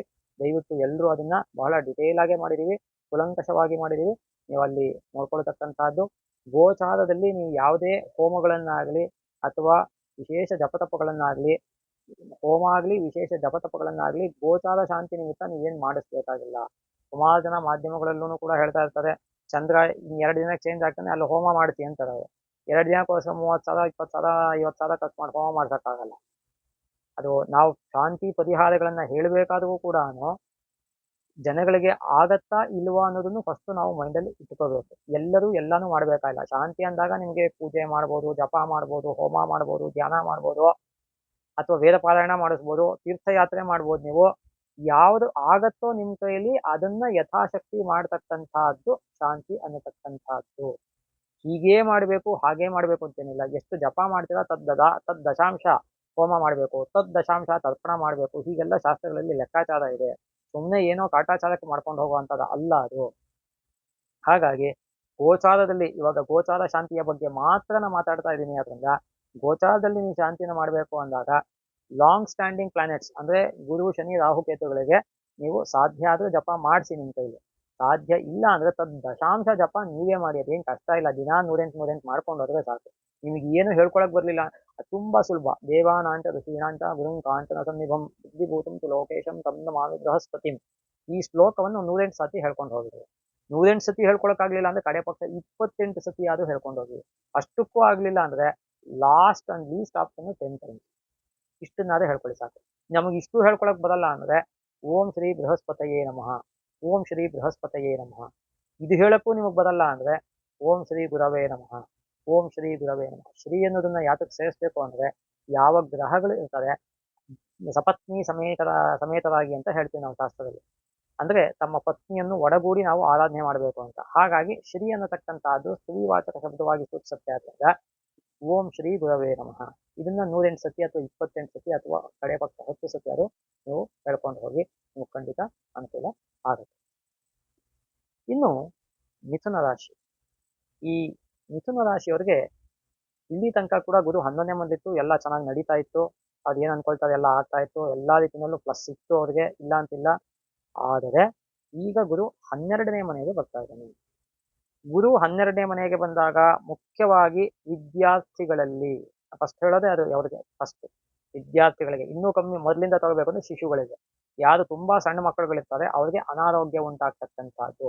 ಯಾಕೆಂದ್ರೆ ಸಣ್ಣ ಮಕ್ಕಳುಗಳಿಗೆ ನಾವು ಮುಖ್ಯವಾಗಿ ನೋಡ್ಬೇಕಾದ್ದೇ ಆರೋಗ್ಯ ಒಂದೇನೆ. ಯಾವುದೇ ಗ್ರಹಕ್ಕಾಗಲಿ ಆರೋಗ್ಯ ಮುಖ್ಯವಾಗಿ ನೋಡ್ಬೇಕು ಸಣ್ಣ ಮಕ್ಕಳುಗಳಿಗೆ. ಹಾಗಾಗಿ ಆರೋಗ್ಯ ಆದ್ಮೇಲೆ ವಿದ್ಯಾಭ್ಯಾಸ ನೋಡ್ತಕ್ಕಂಥದ್ದು. ತೀರಾ ಸಣ್ಣ ಮಕ್ಕಳುಗಳಿಗೆ ಆರೋಗ್ಯದಲ್ಲಿ ಅನಾರೋಗ್ಯ ಉಂಟಾಗ್ತಕ್ಕಂಥದ್ದು ಮಿಥುನ ರಾಶಿಯ ಶಿಶುವಿಗೆ. ಮಕ್ಕಳುಗಳು ವಿದ್ಯಾರ್ಥಿಗಳಾಗಿತ್ತು ಅಂದರೆ ಅವರಿಗೆ ಈ ಒಂದು ಮಿಥುನ ರಾಶಿಯ ವಿದ್ಯಾರ್ಥಿಗಳಿಗೆ ಆ, ಹಿನ್ನಡೆ ಉಂಟಾಗ್ತಕ್ಕಂಥದ್ದು, ಆಲಸ್ಯ ಉಂಟಾಗ್ತಕ್ಕಂಥದ್ದು, ಸೋಂಬೇರಿತನ ಅನ್ನೋದು ಬಹಳ ಜಾಸ್ತಿ ಆಗ್ಬಿಡುತ್ತೆ ಮಿಥುನ ರಾಶಿಯವರಿಗೆ. ಓದೋದಕ್ಕೆ ಮನಸ್ಸೇ ಬರೋದಿಲ್ಲ ಅವ್ರಿಗೆ, ಓದಿದ್ದೆಲ್ಲ ಮತ್ತೆ ಹೋಗ್ಬಿಡುತ್ತೆ. ಹೀಗೆಲ್ಲ ಆಗ್ತಕ್ಕಂಥ ಪಾಸಿಬಿಲಿಟಿ ಇದೆ. ಇನ್ನು 2 ವರ್ಷಗಳ ಕಾಲ ಎಚ್ಚರಿಕೆಯಲ್ಲಿರಬೇಕು ಮಿಥುನ ರಾಶಿಯವರು. ಈಗಲೇ ಹೇಳ್ತಾ ಇದ್ದೀನಿ, ಕೇಳ್ಕೊಳ್ಳಿ. ಯಾಕೆ ಅಂದ್ರೆ ಗುರು 12ನೇ ಮನೆ 1ನೇ ಮನೆ 2 ಮನೆ ಕಳೆಯೋ ತನಕನೂ ಕೂಡ ಮಿಥುನ ರಾಶಿಯವರಿಗೆ ಗುರುವಿನಿಂದ ಯಾವುದೇ ರೀತಿಯಾದಂತಹ ಶುಭ ಫಲಗಳನ್ನು ನಿರೀಕ್ಷೆ ಮಾಡಲಿಕ್ಕೆ ಸಾಧ್ಯ ಇಲ್ಲ. ಮತ್ತೆ ಹಣಕಾಸಿನ ವಿಚಾರದಲ್ಲೂ ಅಧಿಕವಾದಂತಹ ಖರ್ಚು ಉಂಟಾಗ್ತಕ್ಕಂತಹದ್ದು, ಉದ್ಯೋಗದಲ್ಲಿರ್ತಕ್ಕಂಥವ್ರಿಗೆ ವಿನಾಕಾರಣ ತೊಂದರೆಗಳು ಉಂಟಾಗ್ತಕ್ಕಂಥದ್ದು, ಮತ್ತೆ ವರ್ಕ್ ಪ್ರೆಷರ್ ಜಾಸ್ತಿ ಆಗ್ತಕ್ಕಂಥದ್ದು, ಮತ್ತೆ ತಮಗೆ ಬರಬೇಕಾದಂತಹ ಪ್ರಮೋಷನ್ಸ್ ಆಗಲಿ ಅಥವಾ ಒಂದು ಫೈನಾನ್ಷಿಯಲ್ ಪ್ರಮೋಷನ್ಸ್ ಆಗಲಿ ಯಾವುದೇ ಆಗಲಿ, ಅದು ಇನ್ಕ್ರಿಮೆಂಟ್ಸ್ ಆಗಲಿ, ಅದು ಬರದೇ ಇರತಕ್ಕಂಥದ್ದು, ಮುಂದೆನೆ ತಮಗಿನ್ನ ಒಂದು ಪೋಸ್ಟ್ ಕಮ್ಮಿನಲ್ಲಿರ್ತಕ್ಕಂಥದ್ದು ಇನ್ನೂ ಒಂದು ಪೋಸ್ಟ್ ಮುಂದಕ್ಕೆ ಹೋಗ್ತಕ್ಕಂಥದ್ದನ್ನ ಕಾಣ್ತಕ್ಕಂಥದ್ದು, ಈ ಥರದ್ದೆಲ್ಲ ಆಗ್ತಕ್ಕಂಥದ್ದು ಇರುತ್ತೆ. ಅನಾರೋಗ್ಯ ಉಂಟಾಗುತ್ತೆ. ಮುಖ್ಯವಾಗಿ ಈ ಮಿಥುನ ರಾಶಿಯವರಿಗೆ ವಯಸ್ಸಾಗಿರ್ತಕ್ಕಂಥವ್ರಿಗಂತೂ ವಿಶೇಷವಾಗಿ ಆರೋಗ್ಯವನ್ನು ಕಾಪಾಡ್ಕೋಬೇಕಾಗತ್ತೆ. ಯಾಕೆಂದ್ರೆ ಗುರು ಗ್ರಹ ಅನ್ನತಕ್ಕಂಥದ್ದು ಹೊಟ್ಟೆಯ ಭಾಗವನ್ನು ಸೂಚಿಸುತ್ತೆ. ಅದರಿಂದ ಅಜೀರ್ಣ ಉಂಟಾಗ್ತಕ್ಕಂಥದ್ದು, ಡಯಾಬಿಟಿಸ್ ಉಂಟಾಗ್ತಕ್ಕಂಥದ್ದು, ಇವೆಲ್ಲವೂ ಕೂಡ ಉಂಟಾಗ್ತಕ್ಕಂಥದ್ದು ಇರುತ್ತೆ. ಹಾಗಾಗಿ ಈ ಒಂದು ಬೃಹಸ್ಪತಿಯ ಆರಾಧನೆಯನ್ನ ಮುಖ್ಯವಾಗಿ ಗುರುವಿಗೆ, ನಾನು ಯಾವ್ಯಾವ ರಾಶಿಗಳಿಗೆ ಗುರುವಿಗೆ ಒಂದು ಶಾಂತಿಯನ್ನು ಅಥವಾ ಏನಾದ್ರು ಮಾಡಿ ನೀವು ಅಂತ ಹೇಳ್ತೀನಿ, ಅಲ್ಲಿ ಹರಿಹರರ ಆರಾಧನೆಯನ್ನ ಮಾಡಿ, ಕಡಲೆ ಕಾಳು ಅಥವಾ ಕಡಲೆ ಬೇಳೆಯನ್ನ ದಾನ ಮಾಡಿ, ಅಥವಾ ನಿಮ್ಮ ಕೈಲಿ ಆಯ್ತು ಅಂದ್ರೆ 1 kg 2 kg ಕಡಲೆಕಾಳು ಹುಸ್ಲಿಯನ್ನ ಮಾಡಿಸಿ ಅದನ್ನ ದೇವಸ್ಥಾನದ ಮುಂದೆ ಒಂದಷ್ಟು ಜನಕ್ಕೆ, ಎಷ್ಟು ಜನಕ್ಕೆ ಆಗುತ್ತೋ ಅಷ್ಟು ಜನಕ್ಕೆ ಹಂಚಿ, ಇದೆಲ್ಲ ಮಾಡೋದ್ರಿಂದ ನಿಮ್ಮ ಒಂದು ಬೃಹಸ್ಪತಿಯ ಒಂದು ತೊಂದರೆ ಏನಿರುತ್ತೆ ಅದು ನಿವಾರಣೆ ಆಗುತ್ತೆ. ಇನ್ನು ಕರ್ಕಾಟಕ ರಾಶಿ. ಈ ಕರ್ಕಾಟಕ ರಾಶಿಯವರಿಗೆ ಬೃಹಸ್ಪತಿ ಲಾಭಸ್ಥಾನಕ್ಕೆ ಬರ್ತಾರೆ. ಸರ್ವೇ ಗ್ರಹಾಃ ಲಾಭಸ್ಥಾನೇ ಶುಭದಾಹ ಅಂತ ಜ್ಯೋತಿಷ್ ಒಂದು ಮಾತಿದೆ. ಹಾಗಾಗಿ ಲಾಭಸ್ಥಾನಕ್ಕೆ ಬೃಹಸ್ಪತಿ ಬಂದಾಗ ನಿಮಗೆ ದಿನೇ ದಿನೇ ಅಭಿವೃದ್ಧಿ ಉಂಟಾಗ್ತಕ್ಕಂಥದ್ದು, ಧನಲಾಭ ಉಂಟಾಗ್ತಕ್ಕಂಥದ್ದು, ಸಣ್ಣ ಮಕ್ಕಳಲ್ಲಿ ಆರೋಗ್ಯದಲ್ಲಿ ಚೇತರಿಕೆ ಉಂಟಾಗ್ತಕ್ಕಂಥದ್ದು, ವಿದ್ಯಾರ್ಥಿಗಳಲ್ಲಿ ವಿದ್ಯಾಭ್ಯಾಸದಲ್ಲಿ ಮುನ್ನಡೆ ಉಂಟಾಗ್ತಕ್ಕಂಥದ್ದು, ಕೆಲಸದಲ್ಲಿರ್ತಕ್ಕಂಥವ್ರಿಗೆ ಕೆಲಸದಲ್ಲಿ ಎಲ್ಲ ರೀತಿಯ ಅನುಕೂಲಗಳು ಉಂಟಾಗ್ತಕ್ಕಂಥದ್ದು, ಯಾರಾದ್ರೂ ಅಕಸ್ಮಾತ್ ಫಾರಿನ್ನಿಗೆ ಟ್ರೈ ಮಾಡ್ತಾ ಇತ್ತು ಅಂದ್ರೆ ಉದ್ಯೋಗದ ನಿಮಿತ್ತವಾಗಿ ಅದು ಕೂಡ ಸಕ್ಸಸ್ ಆಗ್ತಕ್ಕಂಥದ್ದು. ಇವೆಲ್ಲದಕ್ಕೂ ಕೂಡ ನಾನು ಪ್ರತಿ ರಾಶಿಗೂ ಹೇಳಕ್ ಹೋಗೋದಿಲ್ಲ. ದಶಾಭುಕ್ತಿಗಳನ್ನು ನೀವು ನೋಡ್ಕೊಳ್ಳೇಬೇಕು. ದಶಾಭುಕ್ತಿ ನೋಡ್ಕೋಬೇಕು, ಗೋಚಾರನೂ ನೋಡ್ಕೋಬೇಕು, ಇನ್ನು ಬೇಕಾದಷ್ಟು ಬೇರೆ ಬೇರೆ ಫ್ಯಾಕ್ಟರ್ಸ್ ಇರುತ್ತೆ. ಮುಖ್ಯವಾಗಿ ಈ ದಶಾಭುಕ್ತಿ ಗೋಚರ ಇವೆರಡನ್ನೂ ನೋಡ್ಕೋಬೇಕು. ಹೀಗಿದ್ದಾಗ ಯಾಕಂದ್ರೆ ಕರ್ಕಾಟಕ ರಾಶಿಗೆ ಶನಿ ಅಷ್ಟಮದಲ್ಲಿದ್ದಾನೆ. ಯಾವಾಗ ಶನಿ ಅಷ್ಟಮದಲ್ಲಿರ್ತಾನೆ, ಏನೇ ಪ್ಲಸ್ ಆದ್ರೂ ಕೂಡ ಅಲ್ಲೊಂದು ಹಿಂದೆ ಜೊತೆಗೆ ಮೈನಸ್ಸು ಕೂಡ ಇದ್ದೇ ಇರುತ್ತೆ. ಹಾಗಾಗಿ ಬಹಳ ಎಚ್ಚರಿಕೆಯಿಂದ ಇರ್ತಕ್ಕಂಥದ್ದು. ಇನ್ನೂ 1 ವರ್ಷದ ತನಕ ಹೆಚ್ಚು ಕಮ್ಮಿ 10 ತಿಂಗಳುಗಳ ಕಾಲ ಕರ್ಕಾಟಕ ರಾಶಿಯವರು ಬಹಳ ಎಚ್ಚರಿಕೆಯಲ್ಲಿ ಇರ್ತಕ್ಕಂಥ. ಮುಂದಿನ ವರ್ಷ ಮಾರ್ಚ್ 29ನೇ ತಾರೀಕು ಬದಲಾವಣೆ ಆಗ್ತಕ್ಕಂಥದ್ದು ಶನಿ. ಅಲ್ಲಿ ತನಕ ಕೂಡ ಎಚ್ಚರಿಕೆಯಲ್ಲಿ ಇರ್ತಕ್ಕಂಥದ್ದು ಬಹಳ ಸೂಕ್ತ. ಹಾಗಾಗಿ ಈ ಒಂದು ಕರ್ಕಾಟಕ ರಾಶಿಯವರಿಗೆ ಬೃಹಸ್ಪತಿಯಿಂದ ಅಂದ್ರೆ ಗುರುವಿನಿಂದ ಎಲ್ಲ ರೀತಿಯ ಅನುಕೂಲಗಳು ಉಂಟಾಗ್ತಕ್ಕಂಥದ್ದು, ಮನೆಯಲ್ಲಿ ಶುಭ ಕೆಲಸಗಳು ಉಂಟಾಗ್ತಕ್ಕಂಥದ್ದು, ಭೂಮಿ ಅಥವಾ ವಾಹನ ಖರೀದಿ ಮಾಡತಕ್ಕಂಥದ್ದು ಎಲ್ಲವೂ ಇದೆ. ಆದರೆ ಶನಿ ಶಾಂತಿಯನ್ನ ಅವಶ್ಯಕವಾಗಿ ಮಾಡ್ಕೋಬೇಕಾಗತ್ತೆ. ಪ್ರತಿ ಶನಿವಾರ ನೀವು ಈಶ್ವರನ ದೇವಸ್ಥಾನಕ್ಕೆ ಇಲ್ಲ ಆಂಜನೇಯ ದೇವಸ್ಥಾನಕ್ಕೆ ಹೋಗಿ ಎಳ್ಳೆಣ್ಣೆಯ ದೀಪವನ್ನು ಹಚ್ಚಿ. ದೀಪ ಹಚ್ಚಬೇಕಾದ್ರೆ ಯಾವಾಗಲೂ ಕೂಡ ಹೇಳ್ತಾನೆ ಇರ್ತೀನಿ ನಾನು, ಇಲ್ಲ ತುಪ್ಪದಲ್ಲಿ ಹಚ್ಚಬೇಕು, ಇಲ್ಲ ಎಳ್ಳೆಣ್ಣೆಯಲ್ಲಿ ಹಚ್ಚಬೇಕು. ಬೇರೆ ದೀಪಗಳು ಸಾಮಾನ್ಯ ಸಂದರ್ಭಗಳಲ್ಲಿ ಹೇಳಿಲ್ಲ, ಕೆಲವು ವಿಶೇಷ ಸಂದರ್ಭಗಳಲ್ಲಿ, ವಿಶೇಷ ಕಾಲಗಳಲ್ಲಿ, ವಿಶೇಷ ದೇಶಗಳಲ್ಲಿ, ವಿಶೇಷ ಉದ್ದೇಶಗಳಿಗೆ ಹೇಳಿದೆ. ಸೊ ಜನರಲ್ ಆಗಿ ನೀವು ಹಚ್ಚಬೇಕು ಅಂದ್ರೆ ತುಪ್ಪ ಅಥವಾ ಎಳ್ಳೆಣ್ಣೆಯಲ್ಲಿ ಮಾತ್ರ ದೀಪವನ್ನು ಹಚ್ಚತಕ್ಕಂಥದ್ದು. ಇದನ್ನು ಮಾಡೋದ್ರಿಂದ ನಿಮಗೆ ಶನಿಯ ದೋಷ ಹೋಗ್ತಕ್ಕಂಥದ್ದು. ಇನ್ನು ಈ ಕರ್ಕಾಟಕ ರಾಶಿಯವರಿಗೆ ಬೃಹಸ್ಪತಿಯಿಂದ ಒಳ್ಳೆ ಫಲಗಳು ಈ ವರ್ಷ ಉಂಟಾಗ್ತಕ್ಕಂಥದ್ದು. ಇನ್ನು ಸಿಂಹರಾಶಿ. ಸಿಂಹರಾಶಿಯವರಿಗೆ ಇಷ್ಟು ದಿನ 9ನೇ ಮನೆಯಲ್ಲಿದ್ದ, ಈಗ 10ನೇ ಮನೆಗೆ ಗುರು ಬರ್ತಾ ಇದ್ದಾನೆ. ಅದರಿಂದ 10ನೇ ಮನೆಗೆ ಗುರು ಬಂದಾಗ ಮೊದಲಿಗೆ ಅನಾರೋಗ್ಯ ಉಂಟಾಗ್ತಕ್ಕಂಥದ್ದು. ನೀವು ಮಕ್ಕಳಾಗಿರಿ, ವಿದ್ಯಾರ್ಥಿಗಳಾಗಿರಿ, ನಡು ವಯಸ್ಸಿನವರಾಗಿರಿ, ವಯಸ್ಸಾಗಿರೋರಾಗಿರಿ, ಮೊದಲಿಗೆ ಅನಾರೋಗ್ಯ ಉಂಟಾಗ್ತಕ್ಕಂಥದ್ದು. ಹಾಗಾಗಿ ಗುರು 10ನೇ ಮನೆಗೆ ಬಂದಾಗ ಅನಾರೋಗ್ಯ ಪೀಡಿತರಾಗ್ತೀರಾ. ಅದೇ ರೀತಿಯಲ್ಲಿ ಗುರು 10ನೇ ಮನೆಯಲ್ಲಿ ಇದ್ದಾಗ ವಿದ್ಯಾರ್ಥಿಗಳಲ್ಲಿ ವಿದ್ಯಾಭ್ಯಾಸಕ್ಕೆ ತೊಂದರೆ ಉಂಟಾಗ್ತಕ್ಕಂಥದ್ದು. ವಿದ್ಯಾಭ್ಯಾಸದಲ್ಲಿ ನಾನಾ ರೀತಿಯಾದಂತಹ ಹಿನ್ನಡೆಗಳು, ಆಲಸ್ಯಗಳು, ಅಧಿಕ ಆತ್ಮವಿಶ್ವಾಸ, ಓವರ್ ಕಾನ್ಫಿಡೆನ್ಸ್ ಇಂದ ಮಾರ್ಕ್ಸ್ ಕಮ್ಮಿ ತಗೊಳ್ಳೋದು, ಇವೆಲ್ಲ ಆಗ್ತಕ್ಕಂಥದ್ದು. ಅದೇ ರೀತಿಯಲ್ಲಿ ಈ ಗುರು 10ನೇ ಮನೆಯಲ್ಲಿ ಇದ್ದಾಗ ಉದ್ಯೋಗದಲ್ಲಿ ತೊಂದರೆ ಉಂಟಾಗ್ತಕ್ಕಂಥದ್ದು, ಮತ್ತೆ ಸ್ಥಾನಚ್ಯುತಿ ಉಂಟಾಗ್ತಕ್ಕಂಥದ್ದು, ಪ್ರಮೋಷನ್ಸ್ ಆಗೋ ಜಾಗದಲ್ಲಿ ಡಿಮೋಷನ್ಸ್ ಆಗ್ತಕ್ಕಂಥದ್ದು, ಮತ್ತೆ ಮಕ್ಕಳಿಂದ ಅಥವಾ ಮಕ್ಕಳಿಗೆ ತೊಂದರೆ ಉಂಟಾಗ್ತಕ್ಕಂಥದ್ದು, ಅನಾರೋಗ್ಯ ಉಂಟಾಗ್ತಕ್ಕಂಥದ್ದು, ಇವೆಲ್ಲವೂ ಕೂಡ ಆಗ್ತಕ್ಕಂಥದ್ದು. ಮತ್ತೆ ವಿನಾಕಾರಣ ಬಂಧು ಮಿತ್ರರಲ್ಲಿ ಸಹೋದ್ಯೋಗಿಗಳಲ್ಲಿ ಕಲಹ ಅಥವಾ ಮನಸ್ತಾಪಗಳು ಉಂಟಾಗ್ತಕ್ಕಂಥದ್ದು. ಹಾಗಾಗಿ ಕೆಲಸ ಮಾಡತಕ್ಕಂತಹ ಜಾಗದಲ್ಲಿ ಸಿಂಹರಾಶಿಯವರು ಬಹಳ ಎಚ್ಚರಿಕೆಯಲ್ಲಿರಬೇಕು. ಜೊತೆಗೆ ಶನಿ ಕೂಡ ಸಪ್ತಮದಲ್ಲಿದ್ದಾನೆ, ಆದ್ರಿಂದ ಕಾಲಿನ ಸಮಸ್ಯೆ ಕಾಡ್ತಕ್ಕಂತಹ ಪಾಸಿಬಿಲಿಟಿ ಇರುತ್ತೆ. ಮತ್ತೆ ಹೊಟ್ಟೆಗೆ ಸಂಬಂಧಪಟ್ಟಂತಹ ಸಮಸ್ಯೆಗಳು, ಡಯಾಬಿಟಿಸ್ ಇರತಕ್ಕಂಥವ್ರು ಬಹಳ ಎಚ್ಚರಿಕೆಯಿಂದ ಇರತಕ್ಕಂಥದ್ದು. ಇವೆಲ್ಲವನ್ನು ನೋಡಿಕೊಂಡು ಗುರು ಶಾಂತಿಯನ್ನ ಶನಿ ಶಾಂತಿಯನ್ನ ಎರಡನ್ನೂ ಕೂಡ ಈ ಸಿಂಹರಾಶಿಯವರು ಮಾಡ್ಕೊಳ್ಬೇಕಾಗತ್ತೆ. ಯಾಕೆಂದ್ರೆ ಗುರು ಶನಿ ರಾಹುಕೇತುಗಳು 4 ಗ್ರಹಗಳು ಕೂಡ ಅನುಕೂಲ ಸ್ಥಿತಿನಲ್ಲಿ ಸಿಂಹರಾಶಿಯವರಿಗೆ ಇಲ್ಲ. ಹಾಗಾಗಿ ಬಹಳ ಎಚ್ಚರಿಕೆಯಲ್ಲಿ ಸಿಂಹರಾಶಿಯವರು ಈ ಒಂದು ಸಂವತ್ಸರವನ್ನ ಕಳಿಬೇಕಾಗತ್ತೆ. ಇನ್ನು ಕನ್ಯಾ ರಾಶಿ. ಕನ್ಯಾ ರಾಶಿಗೆ ಗುರು ಭಾಗ್ಯಸ್ಥಾನಕ್ಕೆ ಬರ್ತಾರೆ. ಎಲ್ಲಾ ಸ್ಥಾನಗಳಿಂದ ಬಹಳ ಆ ಮೊದಲ ಆದ್ಯತೆ ಕೊಡಬೇಕಾದಂತಹ ಸ್ಥಾನ ಅಂದ್ರೆ ಭಾಗ್ಯಸ್ಥಾನ, 9ನೇ ಸ್ಥಾನ. ಭಾಗ್ಯಂ ಫಲತಿ ಸರ್ವತ್ರ ನ ವಿದ್ಯಾ ನ ಪೌರುಷಂ ಅಂತ ಶಾಸ್ತ್ರದಲ್ಲಿ ವೇದವ್ಯಾಸರು ಏನು ಹೇಳ್ತಾರೆ, ಹಾಗೆ ಭಾಗ್ಯಸ್ಥಾನದಲ್ಲಿ ನಿಮಗೆ ಗುರು ಬಂದಿದ್ದಾನೆ ಅಂದ್ರೆ ಎಲ್ಲ ರೀತಿಯಲ್ಲಿ ಭಾಗ್ಯೋದಯ ಉಂಟಾಗ್ತಕ್ಕಂಥದ್ದು. ಈ ಒಂದು ಕನ್ಯಾ ರಾಶಿಯವರಿಗೆ ಇಷ್ಟು ದಿನಗಳ ತನಕ ಅನಾರೋಗ್ಯ ಪೀಡಿತರ ಆಗಿರ್ತಾರೆ. ಮತ್ತೆ ಇನ್ನು ಮುಂದಕ್ಕೆ ಗುರು 9ನೇ ಮನೆಗೆ ಬಂದ ಮೇಲೆ ಆರೋಗ್ಯದಲ್ಲಿ ಚೇತರಿಕೆ ಉಂಟಾಗ್ತಕ್ಕಂಥದ್ದು, ಮತ್ತೆ ಧನಲಾಭ ಉಂಟಾಗ್ತಕ್ಕಂಥದ್ದು, ಮಕ್ಕಳುಗಳ ಆರೋಗ್ಯದಲ್ಲಿ ಚೇತರಿಕೆ ಉಂಟಾಗ್ತಕ್ಕಂಥದ್ದು, ವಿದ್ಯಾರ್ಥಿಗಳಿಗೆ ವಿದ್ಯಾಭ್ಯಾಸದಲ್ಲಿ ಮುನ್ನಡೆ ಉಂಟಾಗ್ತಕ್ಕಂಥದ್ದು, ಒಳ್ಳೆ ಮಾರ್ಕ್ಸ್ ಬರ್ತಕ್ಕಂಥದ್ದು, ಓದೋ ಕಡೆ ಸ್ವಲ್ಪ ಗಮನ ಕೊಡ್ತಾರೆ ಅವರು, ಇವೆಲ್ಲವೂ ಕೂಡ ಉಂಟಾಗ್ತಕ್ಕಂಥದ್ದು.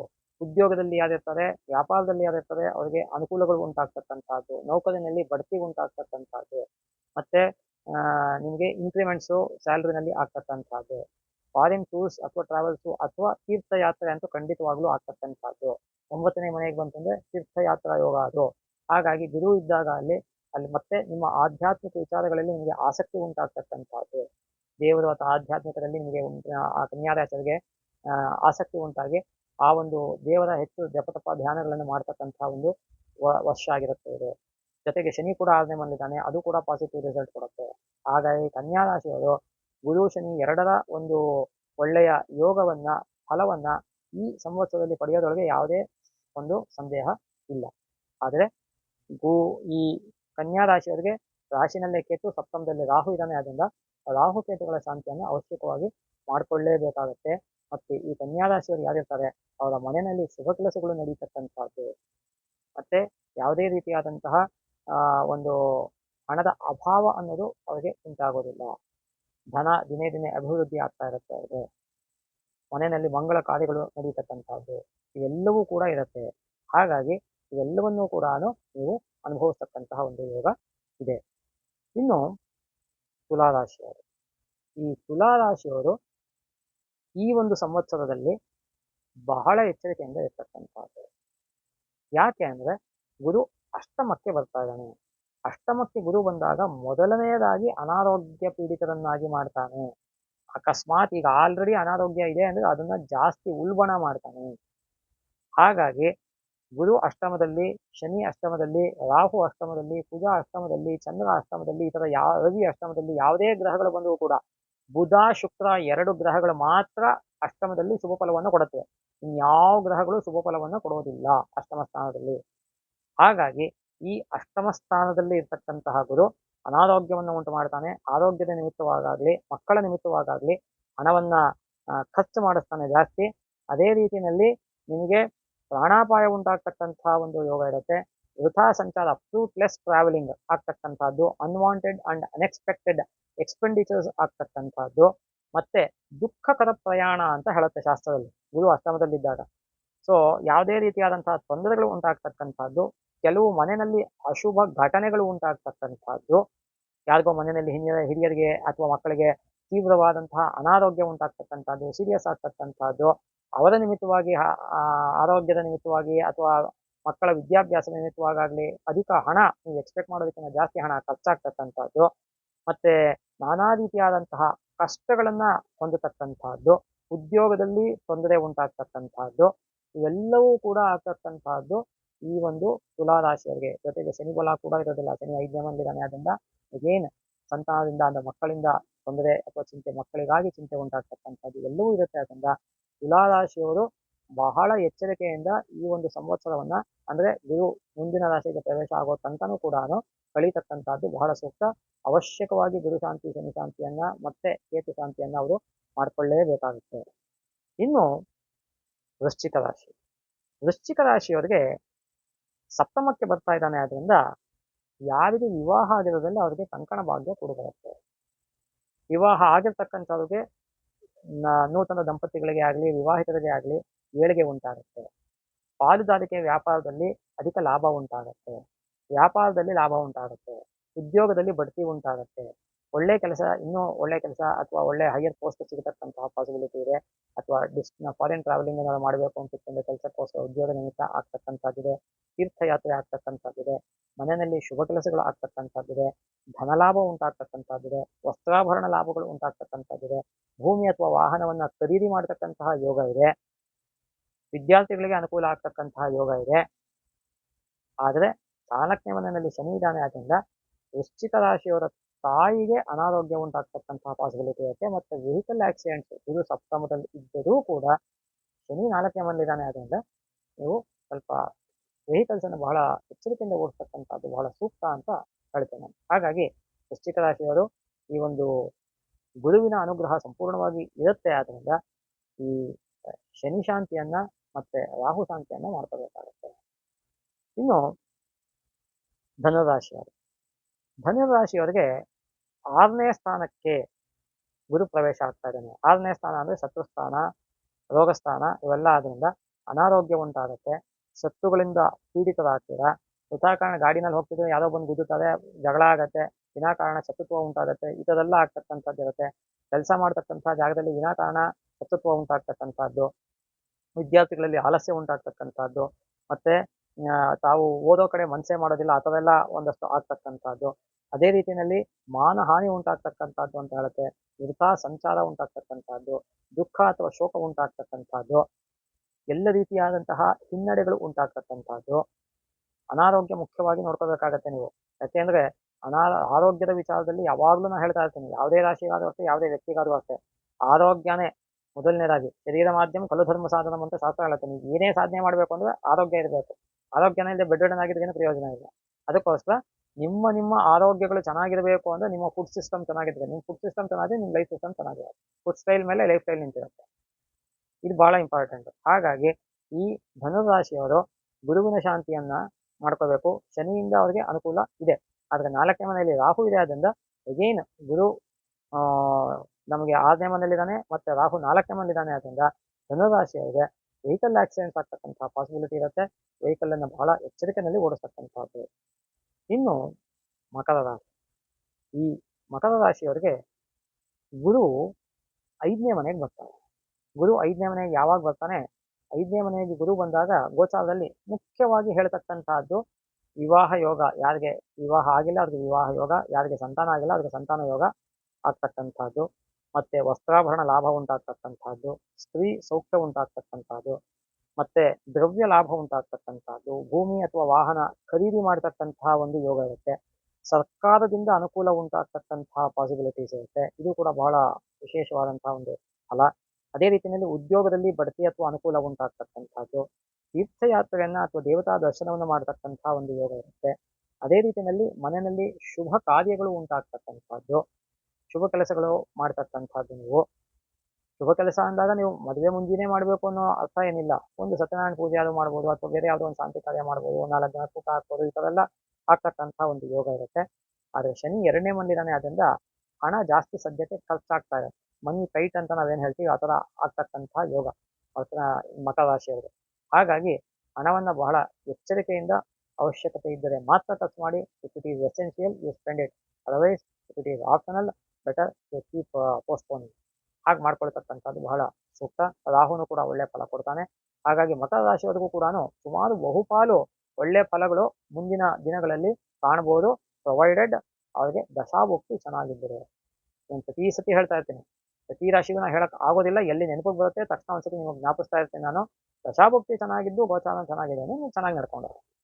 ಇನ್ನು ಕುಂಭರಾಶಿ.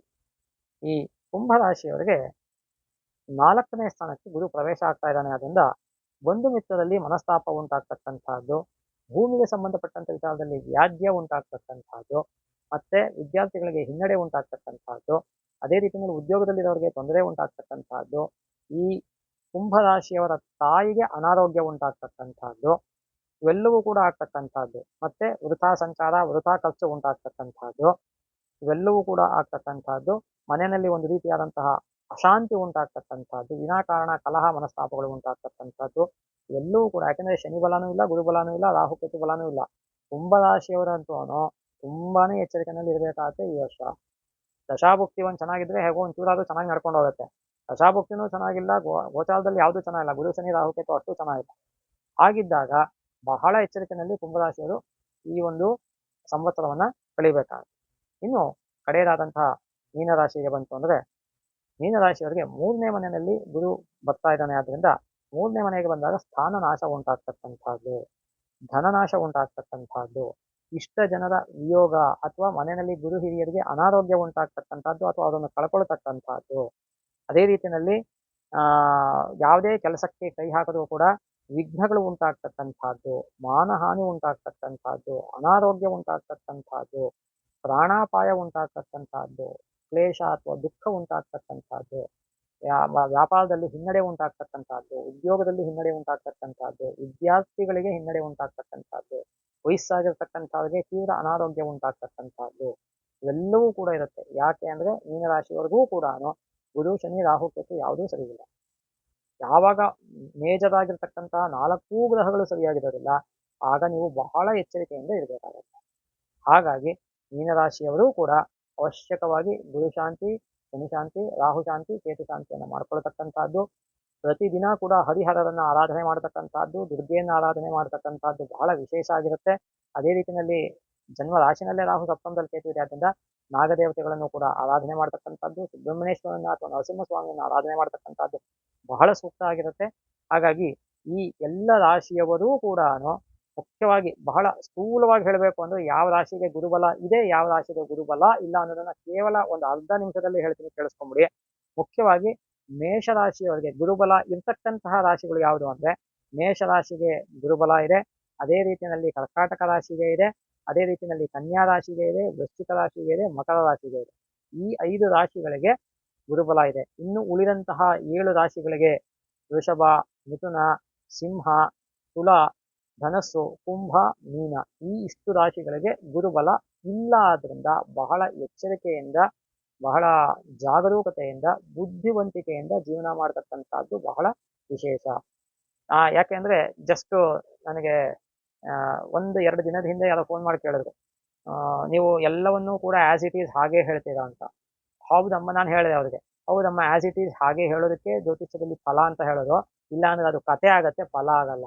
ಕತೆ ಆದ್ರೆ ಬಣ್ಣ ಕಟ್ಟಿ ಹೇಳ್ಬೇಕಾಗುತ್ತೆ.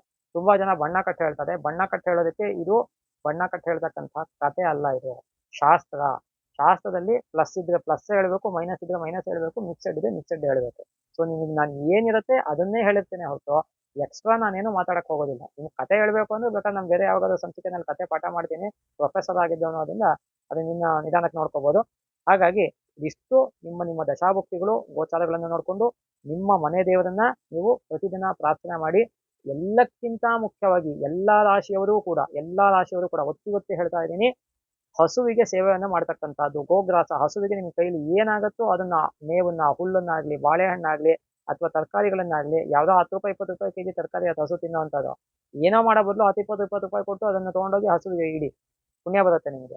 ಕಾಗೆಗೆ ನೀವು ಆಹಾರ ಧಾನ್ಯಗಳನ್ನ ಹಾಕಿ, ನೀವು ತಿನ್ನೋದಕ್ಕೆ ಮುಂಚೆ ಮನೆ ಹತ್ರ ಎಲ್ಲರ ಆಚೆ ಕಡೆಗೆ ಕಾಗೆಗಳಿಗೆ ಹಾಕಿ. ಶ್ವಾನ, ಕಾಲಭೈರವ ಅಂತ ಕರಿತೀವಿ ನಾಯಿಗೆ, ಅದಕ್ಕೆ ಆಹಾರವನ್ನು ಹಾಕಿ. ಹಾಗಾಗಿ ಪಶು ಪಕ್ಷಿ ಪ್ರಾಣಿಗಳಿಗೆ ವಿಶೇಷವಾಗಿ ಗೋ ಸೇವೆಯನ್ನು ಮಾಡಿ, ಗುರು ಹಿರಿಯರ ಸೇವೆಯನ್ನು ಮಾಡಿ, ನಿಮ್ಮ ಗುರುಗಳು ಯಾರಿರ್ತಾರೆ, ನಿಮಗೆ ವಿದ್ಯೆ ಕಲಿಸಿರ್ತಕ್ಕಂತಹ ಗುರುಗಳು, ಅವರ ಸೇವೆಯನ್ನು ಮಾಡಿ. ಅದರಿಂದ ನಿಮಗೆ ಮುಖ್ಯವಾಗಿ ಈ ಒಂದು ಗುರು ದೋಷ, ಗುರು ಶಾಪ ಎರಡೂ ಕೂಡ ಪರಿಹಾರ ಆಗ್ತಕ್ಕಂಥದ್ದು. ಹಾಗಾಗಿ ನಿಮ್ಮ ಗುರುಗಳ ಸೇವೆಯನ್ನ ಮಾಡಿ. ಎಲ್ಲರಿಗೂ ಕೂಡ ಭಗವಂತ ಒಳ್ಳೆಯದನ್ನ ಮಾಡಲಿ. ಇನ್ನೂ ಹೆಚ್ಚಿನ ಸಂಶಯಗಳು, ಪ್ರಶ್ನೆಗಳೇನಾದ್ರು ಇತ್ತು ಅಂದ್ರೆ ನಮ್ಮ ಒಂದು ಈ ಮೊಬೈಲ್ ನಂಬರ್ ಏನು ಡಿಸ್ಪ್ಲೇ ಆಗ್ತಾ ಇದೆ ಅದಕ್ಕೆ ನೀವು ವಾಟ್ಸ್ಆ್ಯಪ್ ಮಾಡಿ ನೀವು ಮಾಡ್ಬೋದು. ಅದೇ ರೀತಿಯಲ್ಲಿ ನಮ್ಮ ಸುಧರ್ಮ SPS ಅನ್ನತಕ್ಕಂತಹ ಯೂಟ್ಯೂಬ್ ವಾಹಿನಿಯನ್ನ ನೀವು ಹೆಚ್ಚು ಲೈಕ್ ಮಾಡಿ, ಸಬ್ಸ್ಕ್ರೈಬ್ ಮಾಡಿ, ಮತ್ತೆ ಶೇರ್ ಮಾಡಿ. ನಿಮ್ಮ ಸ್ಟೇಟಸ್ಸು, ಗ್ರೂಪ್ಸು, ಫ್ರೆಂಡ್ಸ್ಗಳು ಎಲ್ಲ ಕಡೆ ಶೇರ್ ಮಾಡಿ. ಅಥೆಂಟಿಕ್ ಇನ್ಫಾರ್ಮೇಶನ್ ಕೊಡ್ತಾ ಇರ್ತಕ್ಕಂಥ ನಾವು ಬೆಳೆಯೋದಕ್ಕೆ ನೀವು ಸಹಕಾರ ಮಾಡಿ ಅಂತ ಹೇಳ್ತಾ ಈ ಒಂದು ಆ, ಈ ಗುರು ಒಂದು ವೃಷಭ ಸಂಕ್ರಮಣ ಫಲ ಅಂತ ಏನಿದೆ ಅದನ್ನ ಇಲ್ಲಿಗೆ ಮುಕ್ತಾಯ ಮಾಡ್ತಾ ಇದ್ದೀನಿ. ಸರ್ವೇ ಸುಜನಾ ಸುಖಿನೋ ಭವಂತು, ಸಮಸ್ತ ಸನ್ಮಂಗಳಾನಿ ಭವಂತು.